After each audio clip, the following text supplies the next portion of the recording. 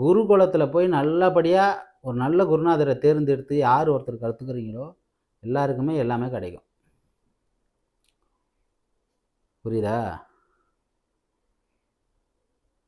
அந்த அந்த திசர டாபிக் வருவோம். அதுதான் இதில் வந்து சங்கீதத்தில் தெரியலன்னா என்ன பண்ணு, எல்லாம் கேட்டு தெரிஞ்சுக்கலாம். புரியுது? சவுண்டாக சொல்லுங்க. தெரிஞ்சுக்கலாம், தவறு கிடையாது. அந்த மாதிரி கேட்க மனசு இல்லாதனால தான் நிறைய பேருக்கு தொழில் வளராமல் இருக்கு. நிறைய பேர் தெரிஞ்சிக்காமவும் இருக்காங்க. தெரிஞ்சுக்கணும். சங்கீதம் வந்து ரொம்ப பெருசு. இப்போ எனக்கு சின்ன விஷயம் தான் தெரியும். என்னை தாண்டி எவ்வளோ பேருக்கு எவ்வளோ தெரியும், அவங்கள தாண்டி எவ்வளோ பேருக்கு எவ்வளோனாலும் தெரியலாம். இவங்களுக்கு இவ்வளோ தெரியும், அவங்களுக்கு அவ்வளோ தெரியுன்றதெல்லாம் விஷயமே கிடையாது. தெரியாத விஷயத்த தெரிஞ்சுக்கிறது தவறு இருக்கா? இல்லை. சங்கீதமும் அப்படிதான்.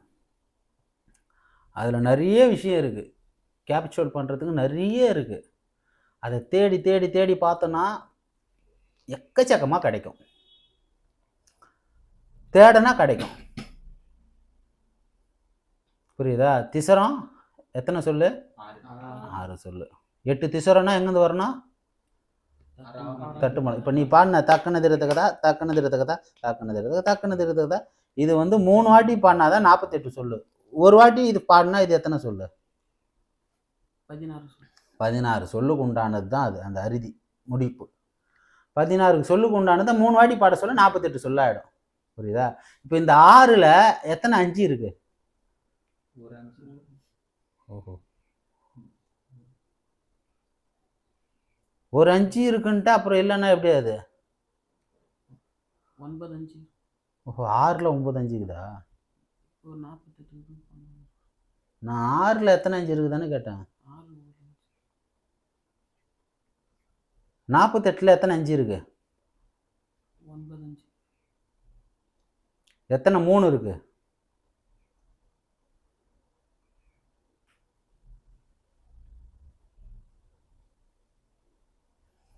காலேஜ் படிக்கிறேன், கணக்கு தெரில எத்தனை 3 இருக்குதுன்ட்டு.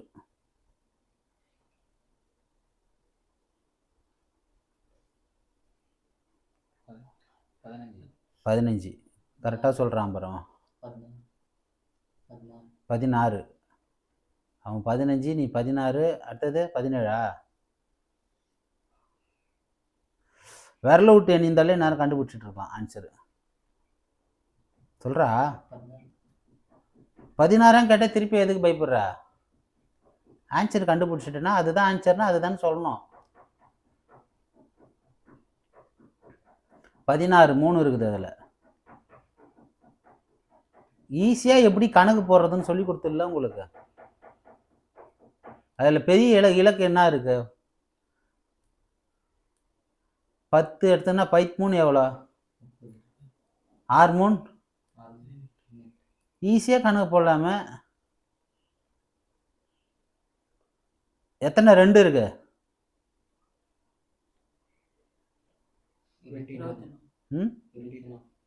22வா? 24. எப்படா நீங்களாம் மேக்ஸ் போடுறீங்க?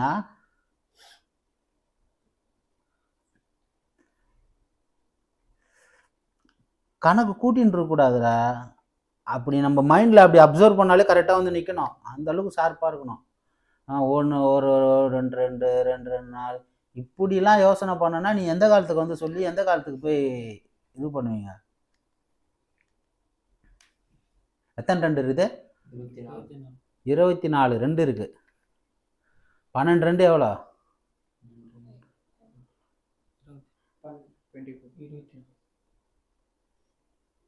24 2 எத்தனை 1 இருக்கு? 48 1 இருக்கு. வேற என்ன வரல? எத்தனை 4 இருக்கு? 12 4 இருக்கு. இதெல்லாம் எதுக்கு கேட்குறேன்னா, இந்த நம்பர்ஸ்லாம் நம்ம வச்சுக்கிட்டு நம்ம அந்த கோர்வெல்லாம் இருந்ததுன்னா எப்படி வேணாலும் எந்த தாளத்துக்கு வேணாலும் எந்த டைம் வேணாலும் உடனே வாசிக்கலாம். இதெல்லாம் வெறும் கால் அக்ஷரத்தில் விட்டால் கூட ஆன் த ஸ்பாட்டில் வாசிக்கிறதுக்குலாம் ஃபார்முலா இருக்குது, நிறைய இருக்குது. நம்ம எதுனா ஒரு தாளத்தில் விட்டுட்டா ரொம்ப கஷ்டம், ரொம்ப ஈஸி, கண்ணு மூடி திறந்தா வாசிக்கலாம். அதுக்கு ஒரு சில பேசிக் கணக்கெல்லாம் நம்ம தெரிஞ்சு வச்சுக்கணும். புரியுதா? பேசிக் கணக்கெல்லாம் தெரிஞ்சு வச்சுக்கணும், சில ஃபார்முலாஸ்லாம் தெரிஞ்சு வச்சுக்கணும். அதெல்லாம் தெரிஞ்சு வச்சுட்டுனா ரொம்ப எளிமையாக வாசிக்கலாம், கஷ்டமே ஒன்றும் கிடையாது. கொஞ்சம் முன்னாடி தெரிஞ்சதுன்னா ரொம்ப பிரமாதமாக வாசிக்கலாம். எப்படி இப்படி இது வாசிக்கணும் நம்ம பிளான் பண்ணி அழகாக வாசிக்கலாம். ஆன் த ஸ்பாட்டில் நிறைய பேர் எடுத்துகிட்டு வந்து வேணும்ட்டு மாற்றி விடுறதுக்கு அந்த மாதிரிலாம் நிறைய பேர் இருக்காங்க. அப்படின்னு சொல்ல அது போய் நம்ம ஒரு பெரிய பொருட்டாகவே நினைக்கக்கூடாது. கண்ணை மூடி திறந்தாலே அவ்வளோ ஃபார்முலாஸ் இருக்குது, ஈஸியாக வாசிச்சுட்டு வந்துகிட்டே இருக்கலாம் எந்த தாளத்தில் விட்டாலும். அப்போ அதுக்கெல்லாம் நம்ம என்ன பண்ணணும், சில பேசிக் கிளாஸஸ்லாம் தெரிஞ்சுக்கணும், அது உள்ள நுணுக்கங்கள் தெரிஞ்சுக்கணும், நிறைய கேட்கணும். என்ன சொல்கிறாரு வாத்தியார், என்ன பண்ணுறாங்க, நீங்கள் என்னை ஃபாலோ பண்ணாலே முடிஞ்சு போச்சு, ஈஸியாக வாசிச்சிடலாம். அதெல்லாம் ஒரு பெரிய விஷயமே இல்லை. புரியுதா? ரொம்ப கஷ்டம்லாம் ஒன்றுமே கிடையாது. இது நான் தான் அதெல்லாம் அப்படி கண்டுபிடிச்சிருக்கேன் அப்படின்னு சொல்லலை, யாருமே அது சொல்ல முடியாது. என்னது நான் தான் இப்படி கண்டுபிடிச்சேன் அதை ஆக மொத்தம் இயற்கையாக ஒன்று படைக்கப்பட்டிருக்கு, லயத்தில். எல்லாமே லயம்தான், உலகமே என்ன ஒன்று படைக்கப்பட்டிருக்கு, அதிலிருந்து நம்ம எடுக்கிறோம், அவ்வளோதான். என்னது இயற்கையாக ஒன்று இருக்குது, அதுலேருந்து யார் எடுக்கிறாங்களோ அது அவங்களுக்கு சொந்தம், அவ்வளோதான் விஷயம். இப்போ இவ்வளவோ இருக்குது, நம்ம தேடணும், தேடி அதை கரெக்டாக எடுத்து உருவப்படுத்தி அதை கரெக்டான வடிவம் அமைச்சு கரெக்டாக ப்ரொடியூஸ் பண்ணணும், அதில் தான் இருக்குது விஷயம்.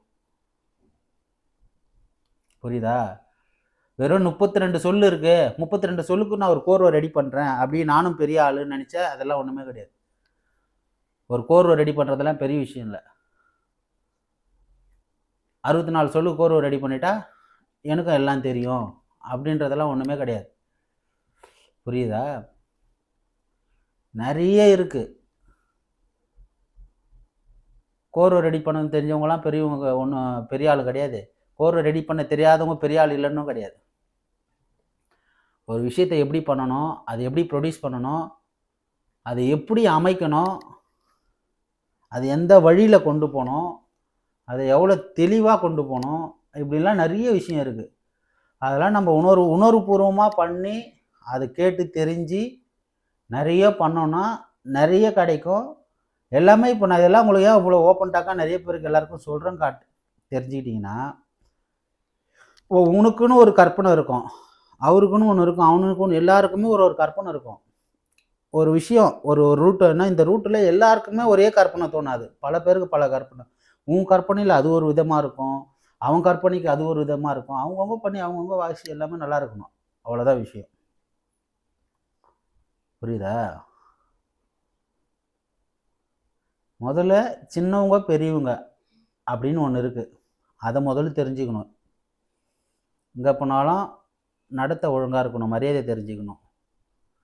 என்ன தான் நம்மளுக்கு எவ்வளோ தெரிஞ்சாலும் பெரியவங்க தான், அவங்களுக்கு உண்டான ரெஸ்பெக்ட் எப்போவுமே அவங்களுக்கு கொடுத்துட்டே இருக்கணும்.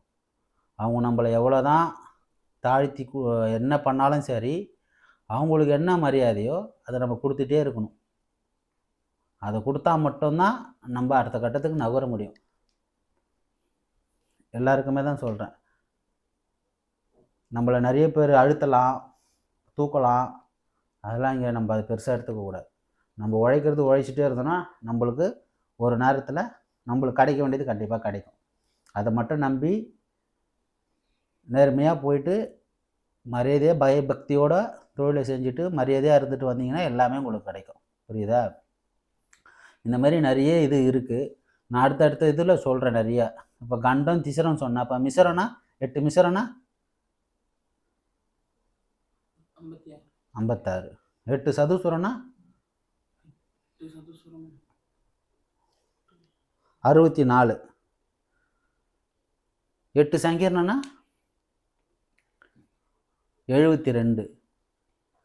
ஒன்றுமே இல்லை. நீங்கள் இவ்வளோலாம் யோசிக்க வேண்டிய அவசியமே இல்லை. எங்கே ஆரம்பித்தோம் நம்ம? 8 கண்டத்தில் ஆரம்பித்தோம். 8 கண்டம் எத்தனை சொல்லு? 8 கண்டம் எத்தனை சொல்கிறா? அப்புறம் 8 திசைனோடனே திருப்பி 6 6ன்னு கணக்கு போட தேவையில்ல. 8 1 தான் ஏறுது. அங்கே எக்ஸ்ட்ரா எத்தனை? அப்போ 8 8 1 எவ்வளோ? 8. அப்போ 40 கூட ஒரு 8 ஆட் பண்ணிக்க வேண்டியது தான், 48. திருப்பியும் 7 மிசரம். 8 மிசரம்னா 8 கூட இன்னொரு 8 ஆட் பண்ண வேண்டியது தான், 48 8 56. 56 கூட சதுசுரம் இன்னொரு 8. ஒன்று ஒன்றா தானே 8 தானே ஏறுது, 64. அப்போ 64 கூட ஒரு 8 ஆட் பண்ணால் 72. அவ்வளோதான். இப்போ இதில் கண்டம் எப்படின்னு நீங்கள் பிரித்து சொன்னீங்கல்ல, அந்த மாதிரி திசரை எப்படின்னு பிரித்து கவுண்ட் பண்ணிக்கணும். மிசரம் எப்படின்னு பிரித்து கவுண்ட் பண்ணிக்கணும். ஒரு மிசரம்னா இங்கேருந்து வரும், 2 மிசரம்னா இங்கேருந்து தள்ளி இத்தனை தள்ளி வரும், 3 மிசரம் 4 மிசரம் இப்படின்னு நீங்கள் கவுண்ட் பண்ணி வச்சுக்கணும். சதுசுரம்னா இது இத்தனை சதுசுரம். சங்கீர்ணனா என்ன எத்தனை சொல்லு? 9. 9னா சங்கீர்ணம் இங்கேருந்து வரும். இப்படின்னு நீங்கள் தாளத்தை போட்டு இங்கே தான் இந்த பிளேஸை வந்து கரெக்டாக செலெக்ஷன் பண்ணி வச்சுக்கணும். எப்போ கேட்டாலும் ஷார்ப்பாக அது மைண்டில் வந்து நிற்கணும், உடனே நிற்கணும். 8 சங்கீர்ணனா இங்கேருந்து வரும், சதுசுரனா இங்கேருந்து வரும், மிசரனா இங்கேருந்து வரும், திசரனா இங்கேருந்து வரும், தட்டு மடக்கில் மறுபடியும் தட்டு மடக்குலேருந்து கண்டம் வரும். இப்படின்னு நம்ம கணக்கு பண்ணி வச்சுக்கணும். மேக்சிமம் 1லேருந்து 9க்குள்ளே தான். அது தாண்டி எவ்வளோ போகலாம், எவ்வளோ இருக்குது. இந்த மாதிரி நம்ம கவுண்ட் பண்ணி கணக்கு பண்ணி வச்சுட்டோன்னா கச்சேரிங்களை வாசி சொல்ல என்ன வாய்ச்சாலும் ஈஸியாக அப்சர்வ் ஆகிடும், என்ன பண்ணுறாங்கன்றது தெரியும். புரியுதா? இப்போ புரிஞ்சிச்சா சொன்னது? இதெல்லாம் வந்து இப்போ இந்த வீடியோ உங்களுக்கோ உங்களை மாதிரி நிறைய பேர் தெரியாதவங்களுக்கு தான், இது தெரிஞ்சவங்களுக்கு இல்லை. இதை பார்த்து நிறைய தெரிஞ்சுக்கலாம். இன்னும் அடுத்த லெசன்ஸ்லாம் நிறைய இருக்குது. கோர்வை அமைக்கிறது, கோர்வை பற்றி இன்னும் எவ்வளோ விஷயம் இருக்குது. அதெல்லாம் அடுத்தடுத்த இதில் சொல்கிறேன். இப்போ உங்களுக்கு கிளியர் ஆகிடுச்சா? ஏன்னா டவுட் இருக்குது. அதில் டவுட் வந்தால் கேளுங்க, கேள்வி வந்தால் என்ன கேளு, தைரியமாக கேளுங்க. யாருக்கு என்ன டவுட் இருக்குன்னு. சதுசுரம் 8 சதுசுரம் கேட்டீங்க. 8 சதுசுரம் 64. சதுசுரம் அப்போ 4 கணக்கு பண்ணி சொல்லுவாங்க. அதுதான் நல்ல கேள்வி. சதுசுரம்னா சதுசுரோட எண்ணெலாம் என்னென்ன சொல்லியிருக்கேன்? 4 8 16. அது முதல் சொல்லியிருக்கேன்ல, ஏற்கனவே ஒரு வீடியோவில் அந்த போட்டிருக்கோம்ல, சதுசுரம் எந்தெந்த எண் எதை சொல்லு. அப்போ சதுசுரன்ற எண் எதை குறிக்குது? 4 8 12 கிடையாது, 16. அடுத்தது 32 64 128. இதெல்லாம் சதுசுரத்தை குறிக்கிற எண். எது? சதுசுரம் குறிக்கிற எண். அந்த கேட்டகிரியில் எந்த இதோ நம்ம யூஸ் பண்ணுறோமோ அதை வச்சு நம்ம அதை பண்ணிக்க வேண்டியது தான். 16ன்றதும் சதுசுரம் தான். 5 6 7 8 9ன்னு சொல்ல 16ல் எத்தனை சதுசுரம்னா 2 சதுசுரம் தான் சொல்லணும். இப்போ 32ல் எத்தனை சதுசுரம் இருக்கு? 4 சதுசுரம் இருக்கு சொல்லலாம். எத்தனை 4 இருக்கு? 8 4. அந்த 8 4ன்றதும் சதுசுரம் தான். இப்போ இதுக்கு முன்னாடி என்ன சொன்னேன்? 5 கண்டம் தான், 10 கண்டம் தான், 20 கண்டம் தான். புரியுதா நான் சொல்றது? அந்த மாதிரி நான் அடுத்த லெசன்ஸில் சொல்கிறேன். புரியுதா? வேறு எதனா கேள்வி இருக்கா? அப்போனா 5 6 7 8 9 அப்படின்னா இதுதான் கண்டம், திசரம், மிசரம், சதுசுரம், சங்கீரணம். புரியுதா? இப்போ கண்டத்துக்கு திசரத்துக்கெலாம் எப்படி சொன்னீங்களோ அந்த மாதிரி தான் எல்லாத்துக்குமே வரும். அது எல்லாத்துக்குமே அதே மாதிரி பார்த்து அந்த மாதிரி கவுண்ட் பண்ணி வச்சுக்கோங்க. மற்ற லெசன்ஸ்லாம் அடுத்தடுத்ததில் பார்ப்போம். ஓகேவா? Okay, thank you.